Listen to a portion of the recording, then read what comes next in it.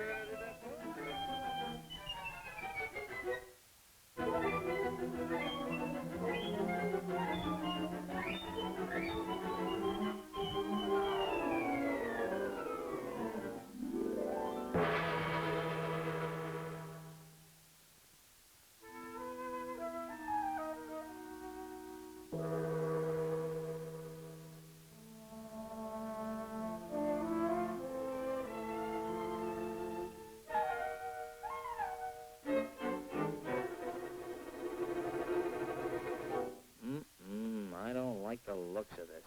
Why not? It's going to be wonderful. Nah, it'll never work. We can't get along with those people. They're too different. We'll get along. We've got to. The future of civilization depends on brotherhood.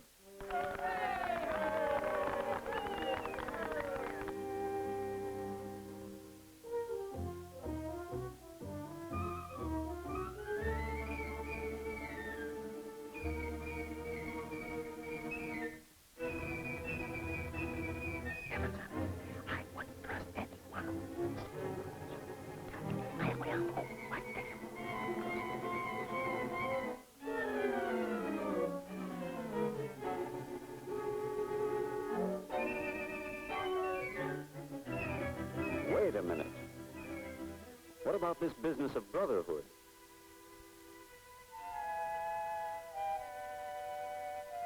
But we're all different. Are you?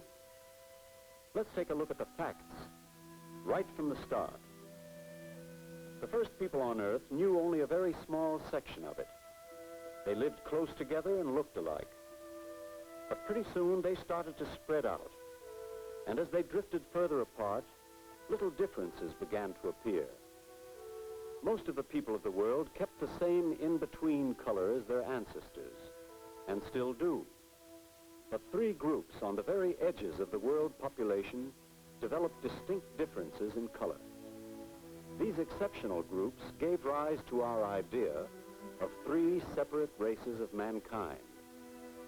Well, there are other differences in people besides the skin color. Yes, you find all sorts of hair, eyes, nose shapes,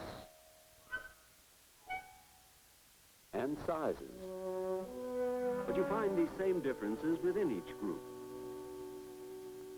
It's only color and a few other frills that distinguish our three races: the Caucasian, the Negroid, and the Mongoloid. For example, there is no difference in physical strength.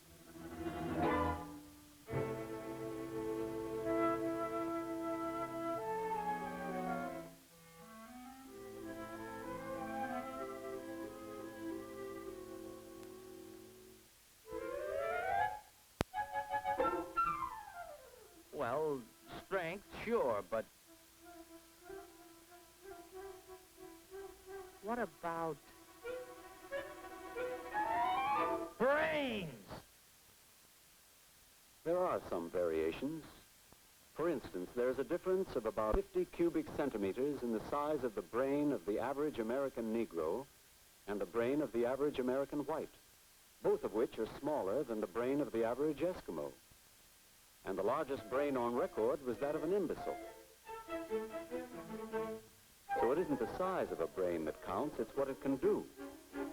And their tests have shown that our 3 average men are equal. If you take their skins off, there's no way to tell them apart. The heart, liver, lungs, blood, everything's the same. Everything's the same. Heart, liver, lungs, blood.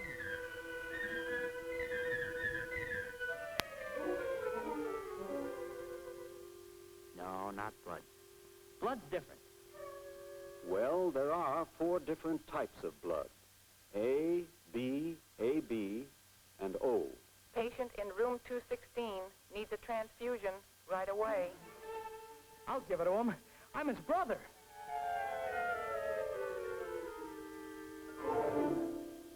Stanley! He's dead! Yes, but he wouldn't be if we'd been more scientific about it. Brother or no brother, what he needs is type A. And the right blood donor for him could belong to any race, since the 4 blood types appear in all races.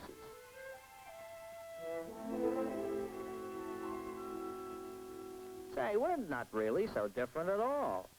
Like you say, it's just the frills.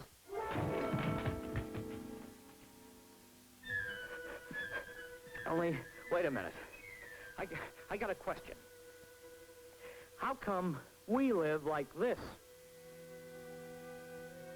And, It wasn't always that way. For instance, at a stage of history, when the so-called pure whites of northern Europe were little better than savages, the darker-skinned mixed peoples of the Near East and Africa had flourishing cultures. And the great civilization of northern China had begun to develop. All peoples contributed to civilization, reaching high levels at different times, and each learning from the experience of the other.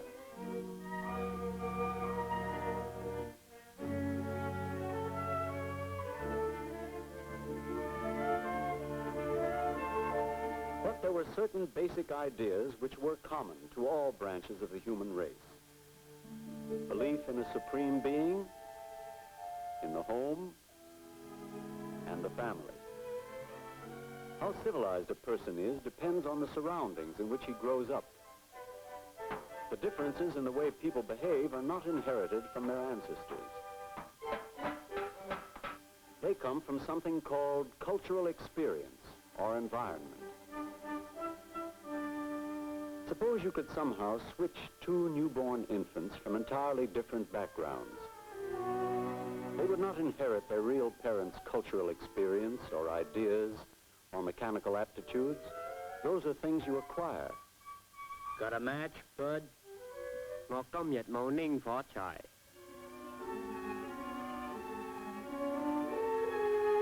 I get it. But now that we're living so close together, we can get used to each other's ways and work together peacefully.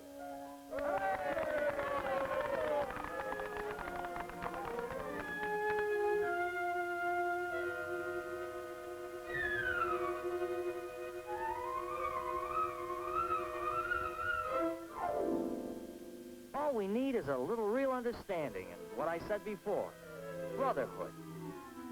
Right. And we have to put those ideas into practice in certain very specific ways. We have to see to it that there's equal opportunity for everyone from the very beginning. An equal start in life. Equal chance for health and medical care. And a good education. An equal chance for a job. Then we can all go forward together.